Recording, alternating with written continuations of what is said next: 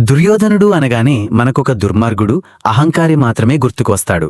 కాని ఒక శిశువు పుట్టినప్పటి నుండి అహంకారంతోనే పుడతాడా, లేదా పరిస్థితులు అతడిని అలా మార్చాయా? దుర్యోధనుడి మనస్తత్వం వెనక ఉన్న కొన్ని లోతైన, ఎవరికీ తెలియని కారణాలను ఇక్కడ అందిస్తున్నాను. దుర్యోధనుడు విలన్ కావడానికి అసలు కారణం ఇదే. మహాభారతంలో అత్యంత వివాదాస్పద వ్యక్తి దుర్యోధనుడు.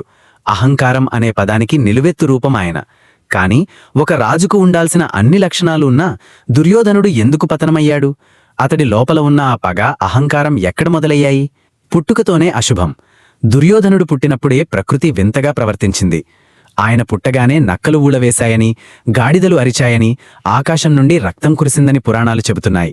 ఇది చూసిన విదురుడు, భీష్ముడు ఈ బాలుడు కురువంశనాశనానికి కారణమవుతాడు, ఇతడిని వదిలేయండి అని ధృతరాష్ట్రుడికి చెబుతారు. కాని పుత్రవ్యామోహంతో ధృతరాష్ట్రుడు వినడు.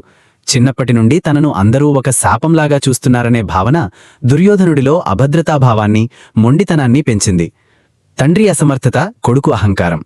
ధృతరాష్ట్రుడు రాజు కావాల్సిందే, కాని అంధత్వం వల్ల కాలేకపోయాడు. తన తండ్రికి దక్కని రాజ్యాధికారం తనకే దక్కాలని దుర్యోధనుడు బలంగా నమ్మాడు.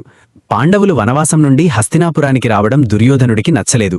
వారికే పట్టాభిషేకం జరుగుతుందన్న భయం, తన హక్కును ఎవరూ లాక్కోకూడదనే పొసెసివ్నెస్ అతణ్ణి అహంకారిగా మార్చింది. శకుని విషపూరితమైన మాటలు. దుర్యోధనుడి అహంకారానికి నెయ్యిపోసింది ఆయన మామ శకుని. శకుని గాంధారి పట్ల జరిగిన అవమానానికి ప్రతీకారం తీర్చుకోవాలనుకున్నాడు. అందుకోసం దుర్యోధనుడిని పావుగా వాడుకున్నాడు. ప్రతి అడుగులోనూ నువ్వే రాజువు, పాండవులు నీకు బానిసలు అని నూరిపోయడం వల్ల దుర్యోధనుడు రాజ్యాన్ని తన సొంత ఆస్తిగా భావించి అహంకారంతో ఊగిపోయాడు. కర్ణుడి స్నేహం ఒక బలమైన భ్రమ. కర్ణుడు అజయుడు అని దుర్యోధనుడు నమ్మాడు. తన వెనక కర్ణుడు ఉన్నాడన్న ధైర్యం అతడి అహంకారాన్ని శిఖరానికి చేర్చింది. అర్జునుడిని కొట్టే వీరుడు నా దగ్గరున్నప్పుడు నేను ఎవరికీ తలవంచాల్సిన అవసరం లేదు అనే గర్వం అతడిని కృష్ణుడి మాటను కూడా ధిక్కరించేలా చేసింది. ఆ రాజప్రసాదంలో అవమానం. మయసభలో పాండవుల వైభవాన్ని చూసి కుల్లుకున్న దుర్యోధనుడు నీడిని చూసి నేల అనుకుని అందులో పడతాడు. అప్పుడు ద్రౌపది నవ్విందని ప్రచారంలో ఉన్న కథ దుర్యోధనుడి అహంకారాన్ని తీవ్రంగా గాయపరిచింది. తన గౌరవానికి భంగం కలిగితే ఎంతటి దారుణానికైనా ఒడిగట్టే తత్వం అతడ్ని కురుక్షేత్రం వైపు నడిపించింది. మిత్రులారా, దుర్యోధనుడిలో గొప్ప నాయకత్వ లక్షణాలున్నాయి, దానగుణముంది. కాని స్వార్థం మరియు అహంకారం ఆ గుణాలన్నింటినీ కప్పేశాయి. తప్పు అని తెలిసినా వెనక్కి తగ్గని మొండితనం అతడ్ని విలన్గా మార్చింది. మరి దుర్యోధనుడి పాత్రపై మీ అభిప్రాయమేంటి? ఆయన పరిస్థితుల ప్రభావం వల్ల అలా మారాడా?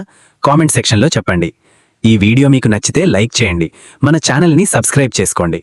ధన్యవాదాలు.